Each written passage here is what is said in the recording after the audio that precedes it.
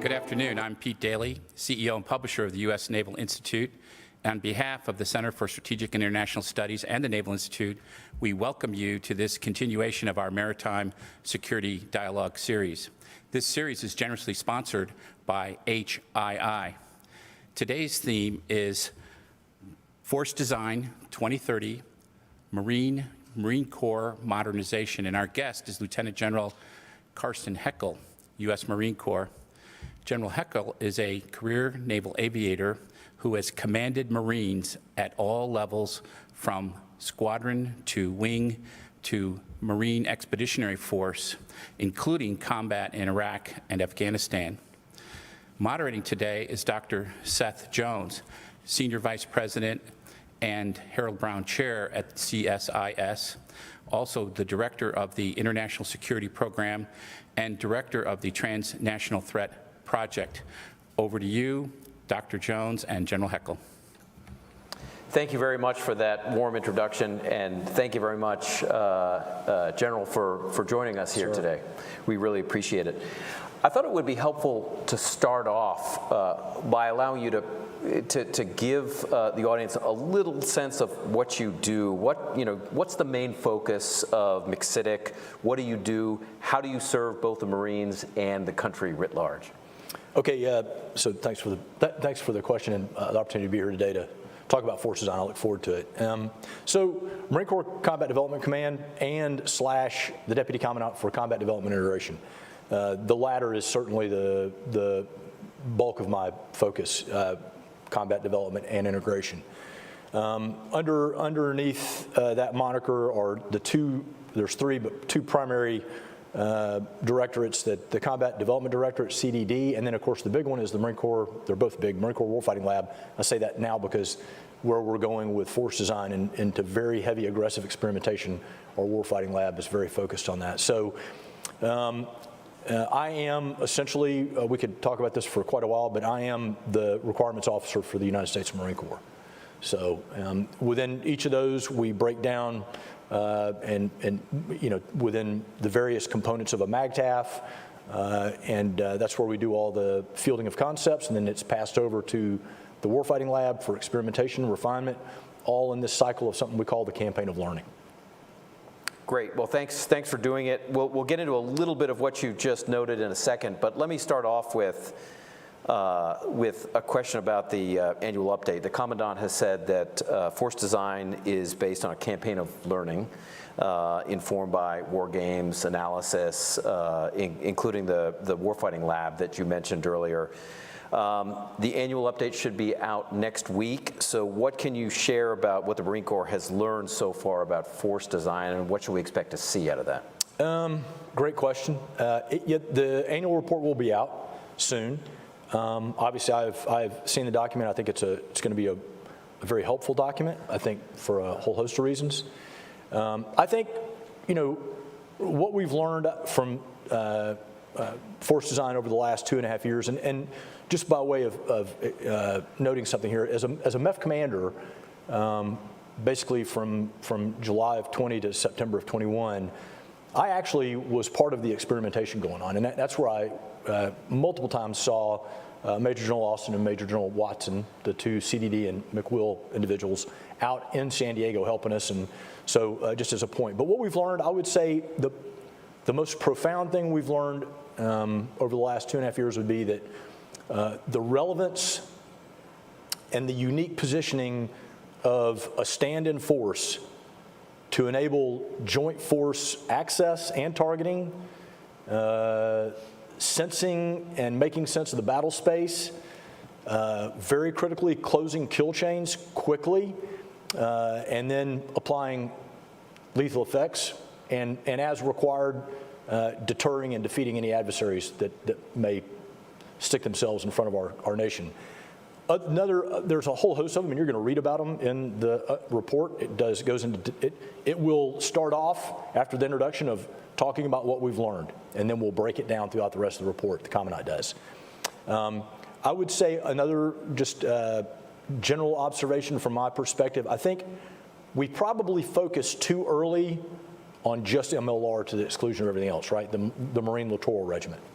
we're very quickly coming around on that. And then within the MLR, I think initially we focused too exclusively on lethality, not so much on sensing, making sense, maneuverability, deception, ISR, recon, counter recon, C5 ISRT, counter C5 ISRT, all the things that the true value proposition of stand-in force is the day-to-day deterrence, right? Being there with allies and partners, walking the real estate with allies and partners. That's real, tangible reassurance to our allies and partners. And in the course of doing that, gaining access, we start things like collecting and maintaining custody of targets every day and refining that target data, if you will, regularly. And we also establish pattern of life, our own, and then we may alter it as we see fit, and we certainly collect on pattern of life of our pacing threat. So you talked a little bit just a minute ago about forward deployment and the value of being forward deployed. There certainly have been efforts over the last several years to reduce the U.S. presence overseas in a number of regions. I mean, obviously in the National Defense Strategy, there is a particular focus on the Indo-Pacific, but there has been a push to pull back and withdraw forces from numerous regions. I think it would be helpful for you to outline specifically why a forward presence is important, any experiences you've had to really reinforce that, but I think it would be helpful for the American public really to hear that. Well, so, sir, presence matters, right? So we've heard over the COVID period, multiple times, virtual presence is actual absence. There's something to that. Presence matters. And in this case, and I'm going to always bring it back to the stand-in force. The stand-in force is the 3rd Marine Expeditionary Force, right? They're there, they live, eat, train every day inside the PRC's weapons engagement zone. You can even be a JV student of history and know that if you're not there when a conflict begins or when a crisis begins, you're going to have problems, right? If you're going to have to fight your way in, that's not a good place to begin, right? So that's the whole, again, the value proposition of stand-in force, small, very low. Signature management is in everything we do with force design. So small, maneuverable, very lethal, but forward, stand in, right? And they're there doing all the things, and then they can rapidly escalate as things go to crisis, and then if necessary, into conflict. But being there is, this is me talking, 90% of the fight, So a real challenge for me as a 1 MEF commander in San Diego, the biggest MEF in the Marine Corps was the 7,000-mile physics problem I had, right? Especially do it quickly. Yes, sir. So we were, and as you know, that's some of the byproduct of force design now. Marine Rotational Force Darwin is now under 1 MEF. We've got 5th Marines forward now, experimenting, doing things in conjunction with force design and being forward. To your point about pulling back, I get the sense, this is me talking, okay? I get the sense that a lot of our allies and partners, particularly in the Indo-Pacific, and I think Admiral Aquilino has certainly helped this with his leadership at Indo-PACOM. They're beginning to sense the change with, we're seeing without any veneer what the CCP is all about, right? The Chinese Communist Party. Mm-hmm. And I believe that may change some of the calculus and offer us some opportunities to come in and be good allies and partners. So let me just ask a question along those lines, because when I look at CCP PLA in particular and PLA Navy power projection, there certainly is an important component of that in the Indo-Pacific. But we also see the use of naval bases in Pakistan, Gwadar, Karachi. We see Djibouti. I mean, I've seen that multiple times on visits deployed there.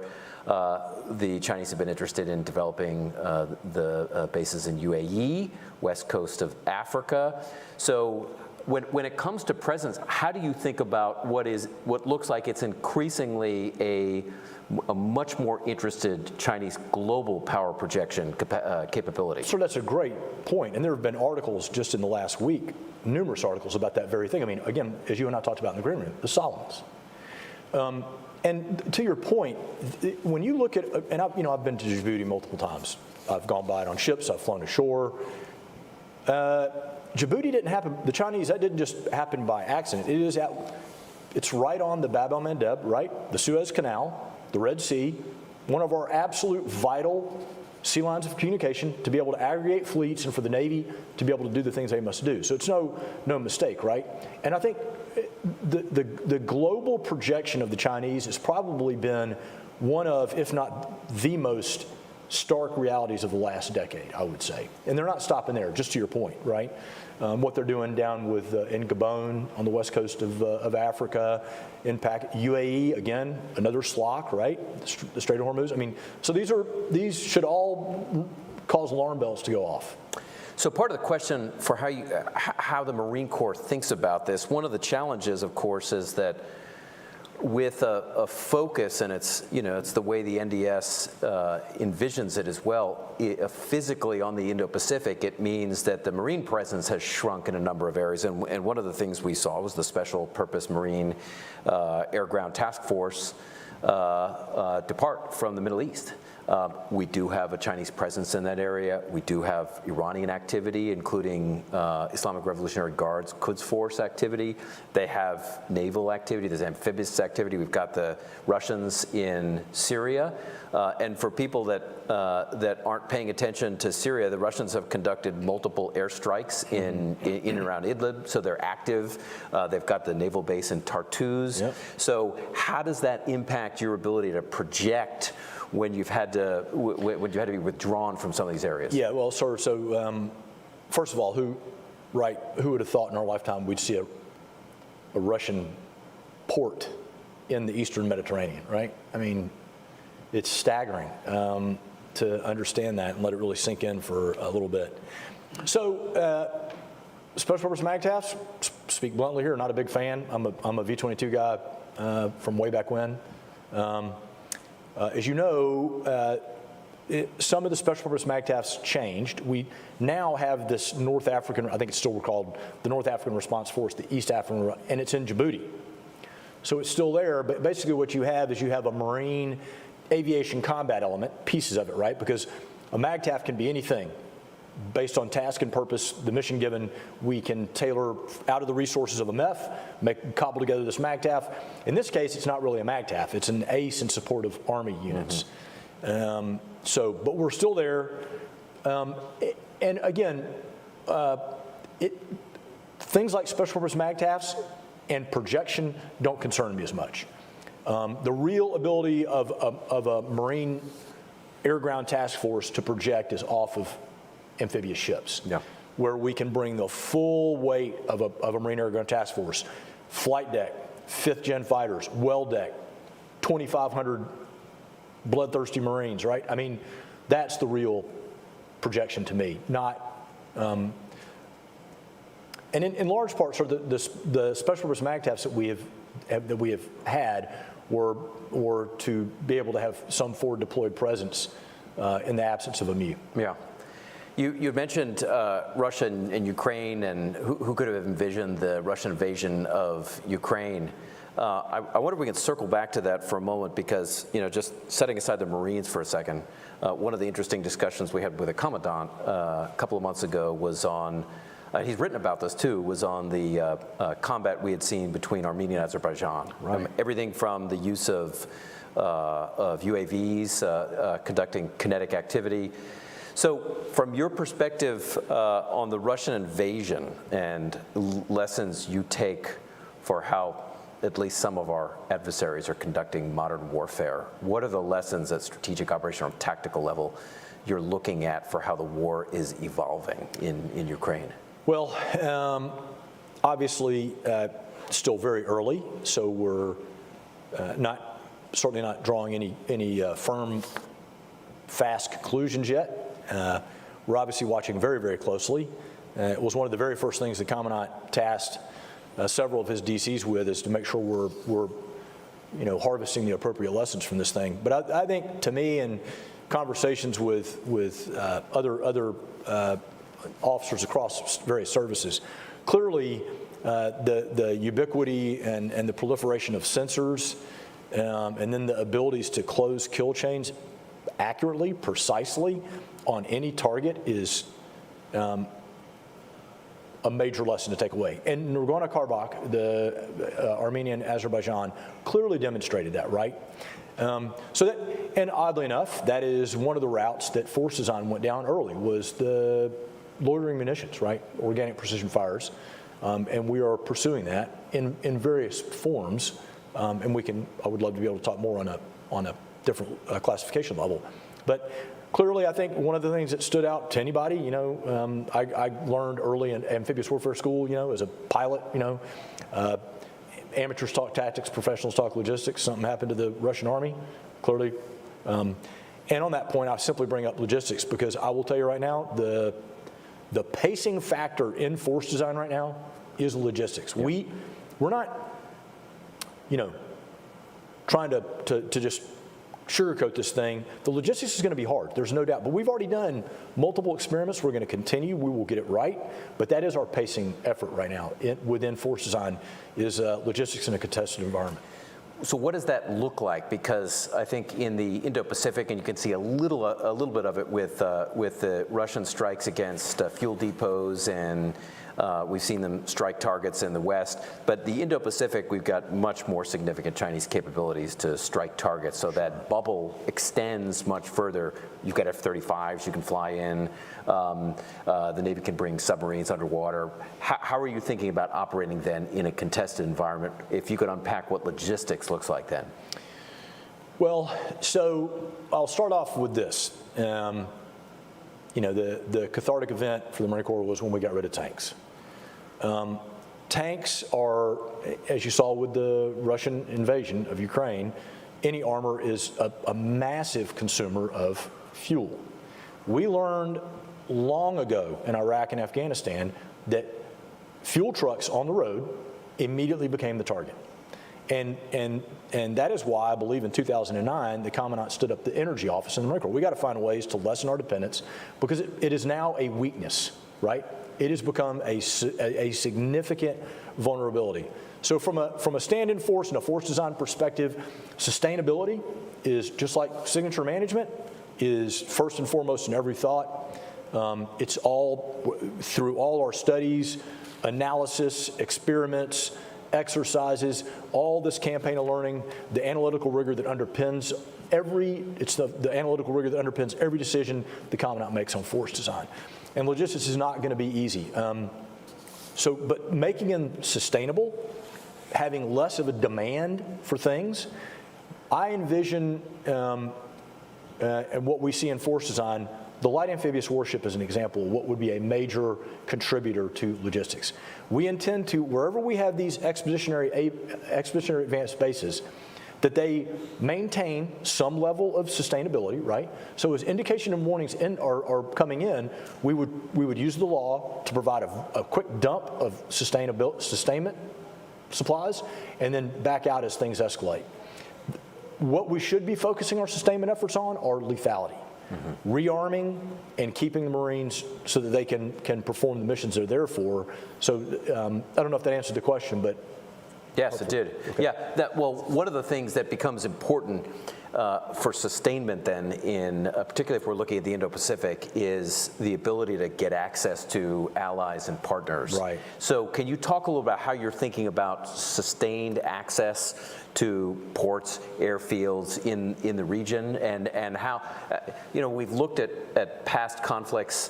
What you see sometimes is allies and partners that you have some days, particularly with Chinese pressure, when there's investment from Belt and Road Initiative and there's significant Chinese money, there may be significant pressure. You lose access that you once had once the situation escalates. So how are you working through those issues? Well, a big piece of that, sir, I would obviously, in all the instruments of national power, I would say the diplomatic piece is critical here, right? Because we can't gaining access. Although I will, again, from my experience as a MEF commander, we did this exercise, Koa Moana. Sent some Marines over on the city of Bismarck, Expeditionary Fast Transport, TEPF, and they went to Palau. Absolutely 100% successful, even at the rage of COVID. No COVID cases, and we went over and did a bunch of unexploded ordnance stuff. We cleared a runway, and now I think we went back in 21. So the country of Palau is more than welcoming. Now, there's varying degrees of access, right? And I think it was Admiral Aquilino when he was PAC Fleet, when I was at the MEF, and he said, although our partners and allies may not necessarily fight shoulder to shoulder, access is critical. Yeah. So there are varying degrees of access. But to your point, for specifically, I think what led you into this was the logistics, right? Ports. So that's, but remember, for Marines, for the stand-in force, the law, the light amphibious, really the landing ship medium, is a shore-to-shore connector. It's a beachable ship, does not require a pier, so that's where we're going. That way we avoid some of the, and remember, you gotta acknowledge some of this, right? Ports, big long runways, what do you think is gonna get hit first in a conflict? So that's part of the reason why we're thinking of this from a survivability and a sustainability. Hardening the targets. You betcha. And again, sir, we're kind of back to yesterday. It's you know, if you want a new idea, open an old book. We're back to doing, in all our like our MWXs out in 29 Palms, we're back to using cami netting and really, you know, the Marine Air Ground Task Force Training Command out there, they're focusing on things that we used to do all the time. That after 2 decades of sustained operations ashore in Afghanistan and Iraq, we kind of got away from, right? Big, heavy FOBs. That's not going to be the case here, right? Clearly. Right. I mean, it's one thing to have Leatherneck in the middle of Helmand, where occasionally you've got concerns about suicide bombers, but with anybody with standoff capabilities, that's a very different situation. Sir. You betcha. You've talked a few times about stand-in forces, the kind of highly mobile forces. Can you talk a little bit about how exercises and experimentation have worked to validate or evolve or inform the concept? Yeah, absolutely. So. One MEF just did an exercise using Catalina Island to simulate a SLOC, you know, a sea line of communication, and we're literally virtually every exercise we're doing now that we're involved in, we insert some component of force design, and that's under the overwatch of the Marine Corps Warfighting Lab. But quite frankly, sir, that now we're at a point. So we're in heavy experimentation, phase 3. And we're getting a lot of bottom-up feedback from the fleet, which is exactly what you want. So that comes in through me, through the Warfighting Lab, comes into our integrated planning teams, our IPTs, where we pull. It's not a bunch of staff pogues like me. It's a bunch of fleet Marines and sailors, along with Joint Force, and it goes into the big gonculator, and we make refinements to our force design plans going forward. And we've already made changes. So the experiments now, as you know, we've recently stood up the 3rd Marine Littoral Regiment. It should go IOC sometime next year, and we're looking forward to all the experimentation with that and how it's going to inform force design. Great. Speaking of force design, we would be amiss for not at least, you've got a lot of comments coming from the bottom up. There are also a lot coming from outside the arena and from the top down. So, I mean, it doesn't take a lot to see the op-eds from people like Jim Webb and general officers, particularly retired ones, that have been vocal in opposition. So what do you say in response to those critics that the Marine Corps in particular is no longer America's crisis response force? Well, sir, first, let me start off with putting some of the responsibility for that where it belongs. Probably on me for not doing an articulate enough job, which I've been doing a lot lately, of explaining force design.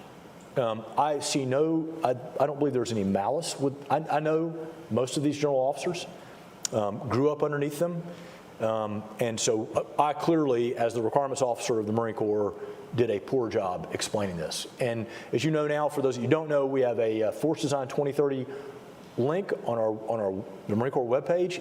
I use it all the time. It is really a good piece of gear. I encourage anybody to go there. If you have a question, you'll find an answer. If you don't find it, call me. So start off with that. Second of all, NDS 18, which drove force design, as well as 2022, confirms China as the pacing threat. We always build to the worst case scenario, which in this case clearly is China. From a whole, not just militarily, right? I mean, when you're, the Commandant thinks much bigger than just, so, economically, right? Their ability to influence and project economic power, right? So this is much worse than the 70-year Cold War with the Soviet Union. This is much worse, and that's where we are. So just openly acknowledging. So but the MAGTF still exists. As I said earlier, the stand-in force is the 3rd Marine Expeditionary Force. They're there. Now, we're giving them tools. We're going to give the Commanding General of the 3rd Marine Expeditionary Force more tools to deal with the pacing threat that would have application across theaters. For instance, I was at Sea Air Space and had lunch with the chief of the Swedish Navy. And we were having a conversation at the table, and she's talking about Forces On, knew an amazing amount about it. And she goes, do you know how many islands there are in the archipelagos off Norway, Sweden, and Finland? And I'm like, because I'm a dumb animal, I'm a Marine, right? I'm like, no. And she goes, thousands. Thousands. And I'm like, wow. She wants us to come up and exercise up in, they had a name for it. God, I've already forgotten it. Nordic something. Anyways, so the point is, we're building specific tools, and all the modernization that we're doing with force design is going to make the rest of the MAGTF that much better, right? So the MAGTF remains. It's never gone away. We have the Marine Air Ground Task Force. We have 3 Marine Expeditionary Forces around the globe that we're going to make more capable through the modernization efforts of force design. It's just that simple. So, and let me just be honest with you. So, I'm a V-22 guy. I was there in some of the dark days, right, back when we had some accidents and lost a lot of good Marines. We never lacked our perseverance, and we stuck it out. But some of this kind of smells like that to me, right? Some of the just blatantly false allegations about the V-22. It's not maneuverable. It can't do this. It rips Marines' clothes off when they run out of the bag of it. I'm like, and it drove General Jones, then the Commandant, before he became Supreme Allied Commander of Europe, drove him crazy. A lot of this smells like that to me, sir, to be honest with you. So we're gonna be good teammates. I'm gonna correct myself and do a better job of informing, and we'll get through this. So one of the things that has come up, and you mentioned it a little bit too, was the tanks, for example. So, and you gave an example that's interesting here. There's been a lot of criticism about moving on from tanks. We see the Russians deploying tanks. They've been hit, and their fuel depots have been hit. They still are using tanks along that southern and eastern axis points right now. So they're part of the ground fight right now. But you would still argue pretty strongly that at least the future of the Marine Corps, it is a feasible way forward without tanks. Absolutely. I mean, even at our heyday, our tank force was dwarfed by the Army. Remember, this is a joint fight, right? I think the Commandant is, for instance, when the Commandant came off the 2 MEB Jafeo, for amphibs, that's never been featured in any O-plan, anything like that, right? So the Commandant actually acknowledged something that we all knew for decades was just kind of hot air, right? He also openly acknowledges that within a joint force, how does the Marine Corps fit? And I wholeheartedly agree with him that tanks isn't part of it. Now look, you talk to, and I'm not a grunt, right? But when you talk to infantry officers, several have told me that you really want a tank in an urban fight. Okay. Blows holes in walls, right? The Israelis have done this in the West Bank and Gaza. Right. So again, if we get into a scenario like that, again, within the joint force, when armor's needed, it'll be there. You got the Army. Right. And remember, one of our programs of record going forward right now is the amphibious combat vehicle, right? The ACV. That is, replacing the AAV. The ACV is very survivable, very mobile. We're looking at the possibilities of making something called a Mod 30 with a 30-millimeter cannon on it. I think that'll blow a pretty good hole in walls. And we're also fielding something long-range precision fires, right, that we can use to strike and in an urban environment could change the calculus a little bit. So again, the tanks, I just don't see any need. And when you look at an operating environment like the Indo-Pacific, where do you see tanks playing? Taiwan, okay. Where else?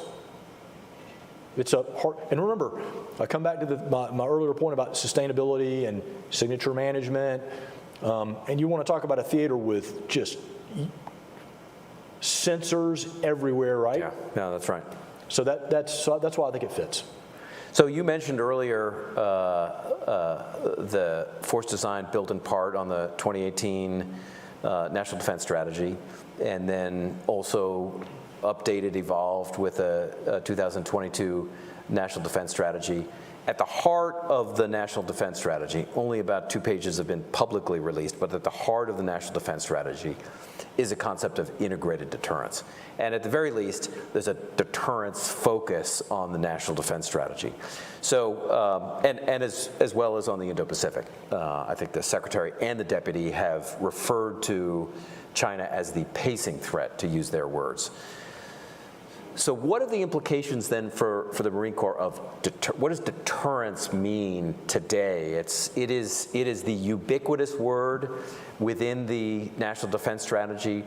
Whenever the publicly released versions of the posture review, they get released, or the nuclear posture review get released, integrated deterrence is all over all of the main documents which have been submitted to Congress. So this does lead to this question then, well, how are you interpreting it for the Marine Corps? How are you positioning yourselves under that broader concept of integrated deterrence? So great question. So, and you and I kind of briefly talked about this in the green room, right? So integrated deterrence. On one end, and so the nuclear triad, right, and various components of it, and in our case, the Navy, Columbia, right? The nuclear submarines, the most survivable, the most effective, component of most expensive. Most expensive, but so in integrated deterrence, that's to the far right of the spectrum, right? We're talking about like nuclear warfare. Integrated deterrence goes all the way to day-to-day operations, right? And competing, I don't really care what you call it. Being forward inside the weapons engagement zone with allies and partners, reassuring them every day by walking the real estate with them is deterrence. And that is the true value proposition of force design, to simply make the leadership within the CCP wake up in the morning and go, today just ain't it, right?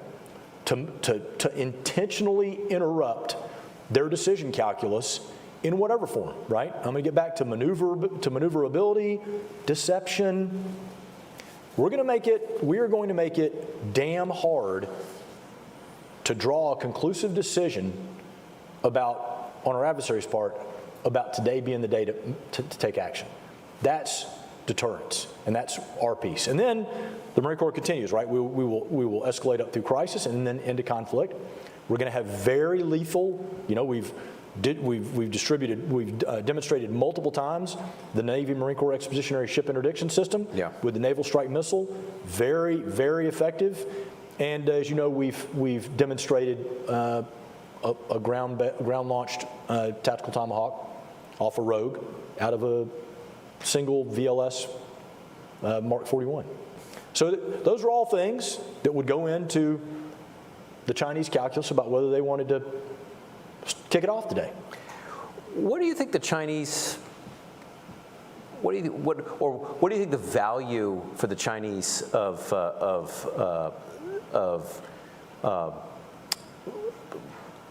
continuing to operate the way the U.S. has, supporting the Ukrainians right now? What is that? What message? There have been a whole range of activities the U.S. has done on reinforcing, working with partners and allies to aid Ukraine, the sanctions, the diplomatic pieces. But does that give you some hope that if you were to move from phase 0 up the escalatory ladder on the conflict continuum, that the Chinese better be mindful that one lesson that they should be learning from the Ukrainian crisis is that the ability to work with allies and partners on space assets, gotcha, air, ground, that all of those things, I would think, have to deter the Chinese, or at least they would have to keep it in mind. Sir, I totally agree. And again, kind of back to my comment about the diplomatic piece of gaining access in the Indo-Pacific. Same thing here, right? I mean, this has been a whole of government effort across, and I think without question. I mean, when you think about what happened, and there's conjecture as to whether Xi and Putin talked before, delay till the Olympics are over. The bottom line is, Xi took the global stage with Putin, and they essentially declared an alliance, right? I mean, and then just a few weeks later, Putin illegally invaded a sovereign nation. So I certainly think Putin and Russia miscalculated. I think they're probably, but on multiple fronts, right? The will of the Ukrainians to fight and the reaction of the global community. I think from Xi's perspective, you got to see things like the Queen Elizabeth, right?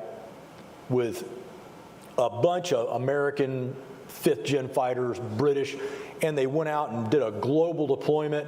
That's got to make you think, right? Or the introduction of AUKUS. Right, you betcha. And so again, back to my earlier comment about, there's a book called The 100-Year Marathon written by Michael Pillsbury, just a phenomenal book, and I reread it not long ago. And in there he talks about this thing called he says, it's an old Chinese saying from the Warring States period, never ask for the weight of the emperor's cauldrons, meaning it reveals your intention, right? So back in the day, how much gold's in that thing? Is it worth me invading or not, right? I think the Chinese have asked for the weight of the emperor's cauldron. When you look at things like what's happening in Hong Kong, when you look at, we're not going to militarize those islands in the South and East China Seas. That was a lie. People are now seeing exactly what the CCP is about. What lessons are you learning about the Solomon Islands right now? Yeah, well, Marines have a history there, right? It's a bit concerning, right? That is a critical slot, right? It was then, it is now. So, and I think the big takeaway from that has been to watch the reaction of New Zealand and Australia, right? So, obviously two great partners of ours, the Marine Rotational Force Darwin. I hope we can work with Australia and expand that in the future in light of current day events and where we're going. But so we've got great allies and partners there.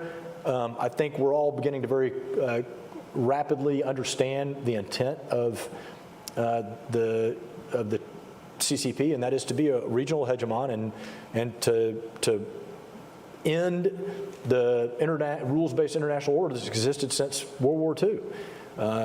And so we can make up a decision, make our own decisions about, is that where we want to go, and eliminate self-determination. And so, but clearly the Xi is watching this and is taking lessons away.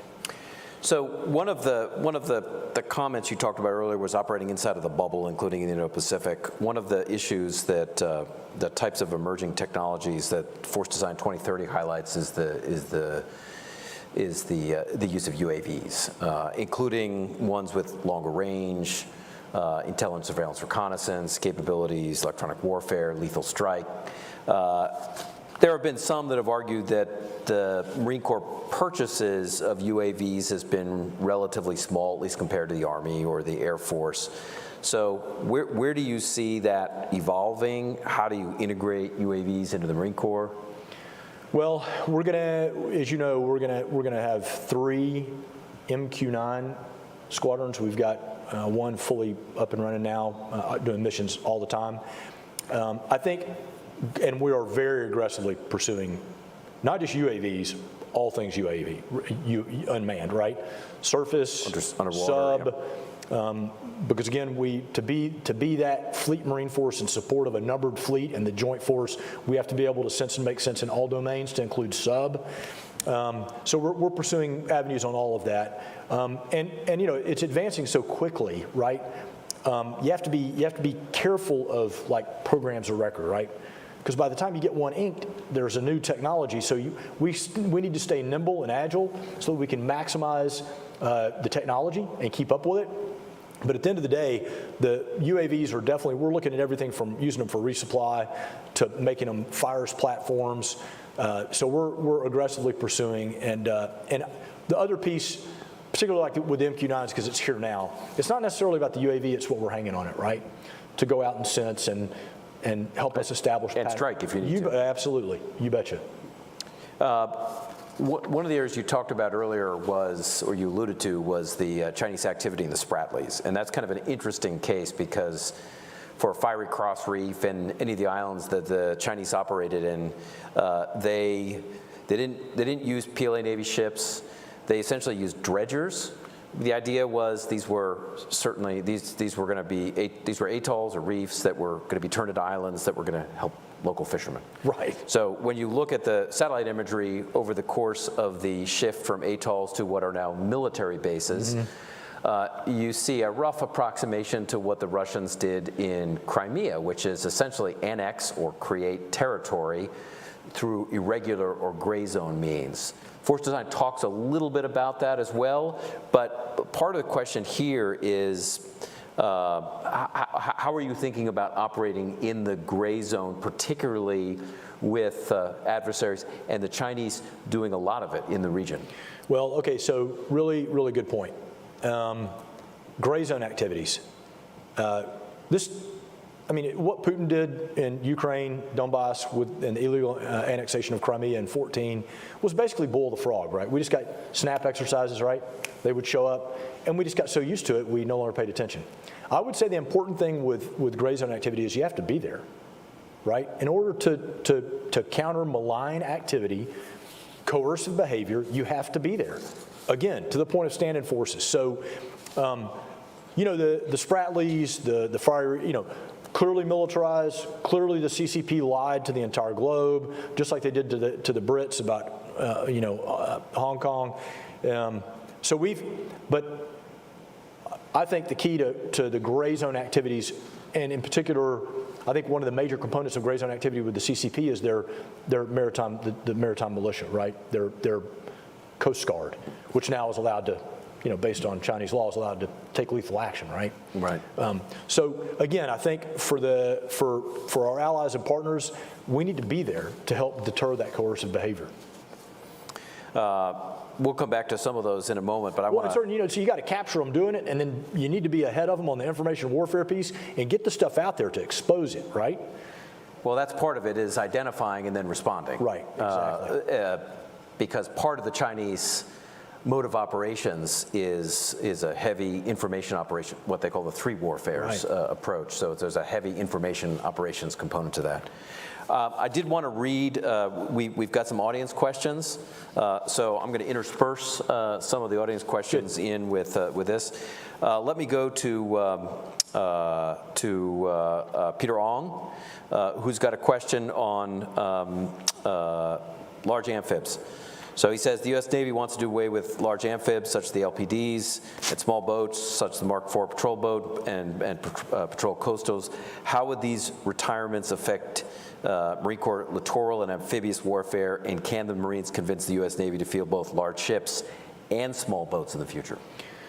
Well, okay, so good question, and thanks. And I don't think the Navy intends to get rid of big deck amphibs. There have been a lot of external pressures. I think you and I talked about this earlier, that are bearing on the United States Navy, and you know the Marine Corps is in the Department of the Navy. I mean, so there's a lot of external factors bearing down right now that have caused the dip in readiness. We've overused assets, right? We ride these things hard and put them away wet. We did that over the 20 years in Afghanistan and Iraq with airplanes, and then we were all befuddled when airplanes weren't ready. Well, you know, there's decision consequence. You make decisions, overutilize, defer maintenance, blah, blah, blah.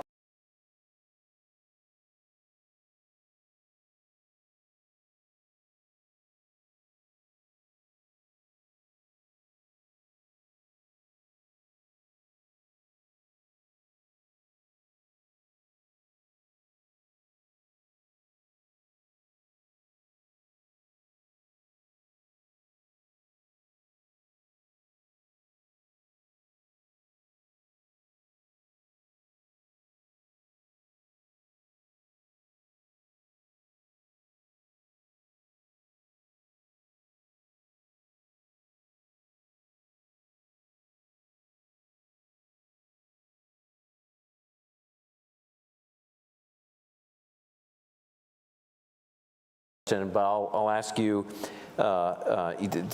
these are Mallory's words, how are the Marine Corps' digital interoperability efforts for its platforms going to plug into the naval fleet and the Pentagon's JADC2 efforts? So it might be helpful to explain what JADC2 is a little bit and then answer the question. Yeah, so Joint All-Domain Command and Control is exactly what it says. It's within the Joint Force, everything plugs and plays and talks, right? Which historically we've not been good at. In theory, anyway. In theory.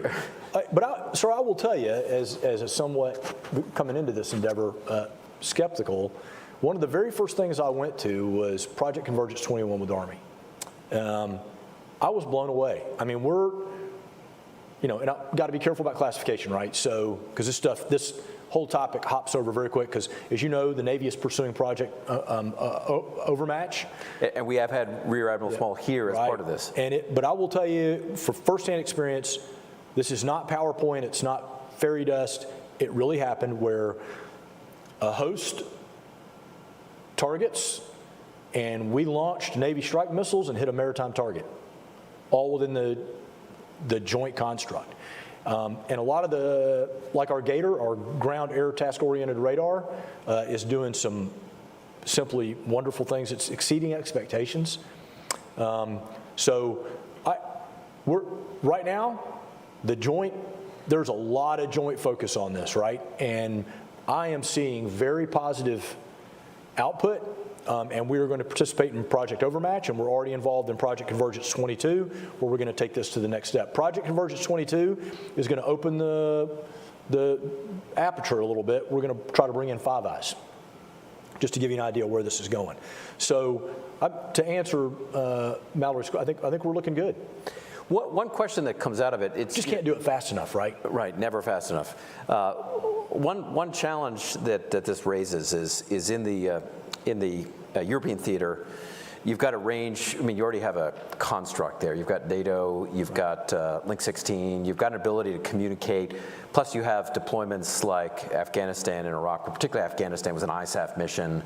And I mean, having had to deal with some of the joint operations and the joint intel there among allies and partners, you figured it out as you went along. The Indo-Pacific is a very different area. So how do you, as you've conducted war games or exercises with allied and partners, how are you finding it is challenges in communicating quickly off of your platforms with allies and partners, whether it's Australians or Japanese or South Koreans or whomever?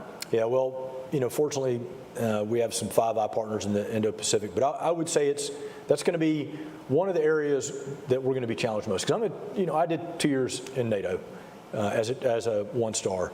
We don't do it super well in NATO.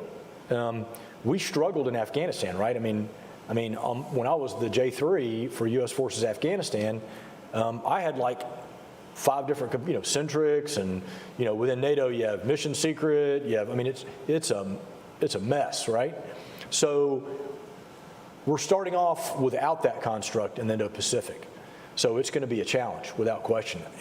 And right now, I would say we've got the order of priority right. We're focusing on joint. Let's get the joint piece as solid and as redundant and resilient as it possibly can be. And then we'll begin incorporating allies and partners based on how much access they're giving us. Yeah, because part of this, I think, is if you look at most of the war games, some of the scenarios, the challenges as you move outside of the Five Eyes community, then you're dealing with Japanese or Koreans or the Philippines, and that makes it a little more challenging. You betcha. I read an article not long ago about, I didn't know this, there was apparently an effort for the Become Six Eyes. The Japanese were talking about that. Did you see that? Yeah. And they're bringing it up again now, apparently, so. We'll see. Yeah. I think there are going to be a lot of, I think there has to be consensus among the Five Eyes for that. One issue, this is another question from Curtis Anderson, retired Navy. Navy Seabees have had significant roles with Marines for 80 years. Yeah. What does the future look like? Well, I hope it is good as the past. All my time growing up, every time you went off the boat, as a 46 guy, if I flew ashore for any period of time to take care of Marines, and I always wanted to be near the Seabees, right? Because I would live like a I'm not a savage, right? I'm a pilot, so I always station myself near the Seabees, right? So I think Seabees going forward, that's not going to change. And the Naval Expeditionary Combat Command, the NEC out in Indo-Pacific, working with those when I was a MEF commander, that hasn't changed. I think that linkage is just like, a corpsman in an infantry battalion. I think that's going to be good. Good. Exercises will bear that out. We will certainly employ Seabees as we do that. Another question, this does go back to the Force 2030 discussion. Major General Matt Caulfield, retired Marine. Putting the substance of Force 2030 aside for a moment, did headquarters take advanced actions to ensure its constituency, made up of active duty, retired congressional media, and others, were on board or at least aware of Force 2030? No, and again, I'll come back. I think, so some of this is COVID related. I think as you know, the Marine Corps is very active. We have multiple organizations that I mean, my goodness, I just went to dinner at the Marine Corps Heritage Foundation, where we meet with industry and retired active duty across the board of all ranks, flavors, and even joint. So I think that contributed a little bit. I don't think, and again, putting it back on me, that we did a good job communicating. We're fixing that very quickly. So hopefully that will get better. Okay. I want to go to modernization briefly. There are a couple of questions, and then we'll see if we have any additional questions from the audience. One of the assumptions for force development was that Congress and the department would allow the money the Marine Corps saved from divesting tanks and personnel, for instance, to go to modernization. So has this proven to be an accurate assumption, and how are you doing it? Absolutely has. Absolutely has. Whereas we're stepping off on POM 24, and from my level, I will be releasing some guidance about POM 25 coming out here soon, going forward. And we just did a bunch of budget reviews. I'm not the budget guy, that's Lieutenant General Mahoney, but we clearly have modernized the money, and I believe Congress and the Department of Defense held true to their word. We never, money wasn't swept away and given to anybody else or, given to the Boy Scouts. We've got our money and we're making appropriate investments. What are the focus areas you're making investments in then? Well, there's a couple levers the Commandant can pull on to generate resources, right? At the end of the day, manpower ended up being the one. And I'll just point out for a data point. On September 30th, 2001, 19 days after 9/11, the United States Marine Corps was under 173,000. We were 172,934. We grew to over 202 during our sustained operations ashore over the course of 2 decades. Acknowledged by the Commandant's predecessor, by General Neller, and even before him, that that it was unsustainable, and that we had a Marine Corps that was not organized, trained, equipped, or postured for the pacing threat.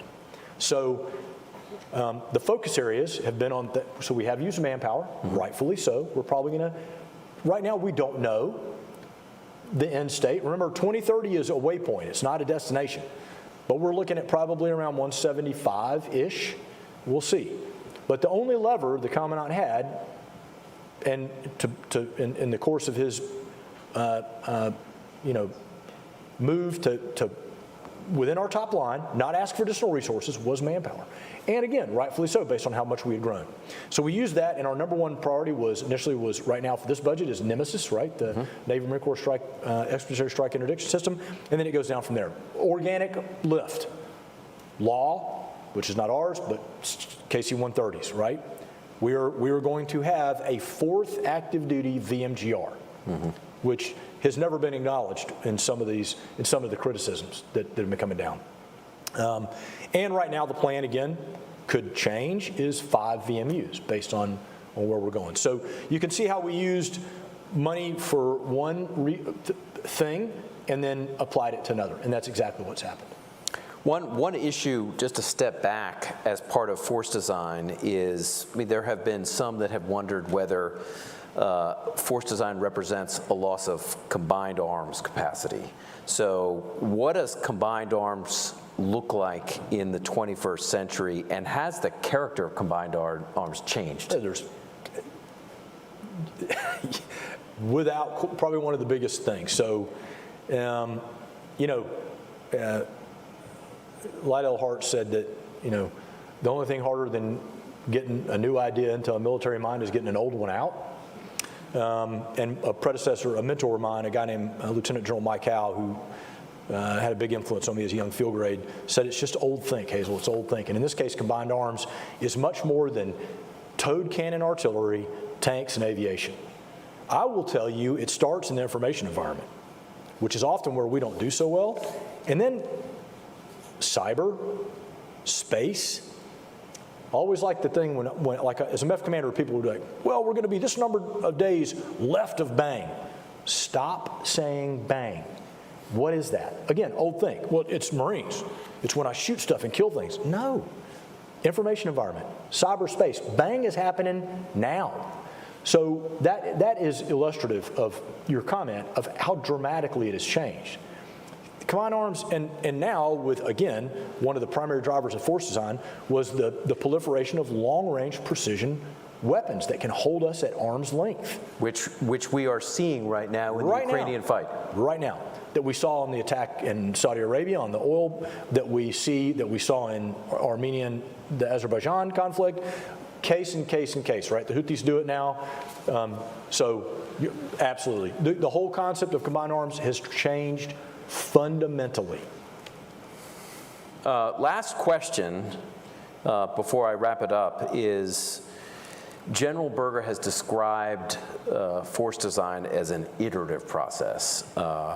So this then leads to, you talked a little bit about this, but what does the next year look like, and what are your priorities going to be over the next year as part of this iterative process, to use his words? Yeah, so, and it is certainly iterative, and we have, even before I got to the current billet, based on the analytical rigor that goes into the campaign of learning, the Commandant made decisions and changed, right? You know, the infantry battalion, for instance, from its, when we started force design, average infantry battalion was 896. The lowest number we've played with so far has been 735. We think it's probably going to be in there somewhere. We don't know. That's why the fleet right now, all three MEFs are involved in infantry battalion experimentation, right? IBX. Each one has a dedicated battalion that started when I was at one MEF that is focusing on a specific aspect of force design, and then that's being fed back from the fleets into Headquarters Marine Corps to make the appropriate iterative adjustments.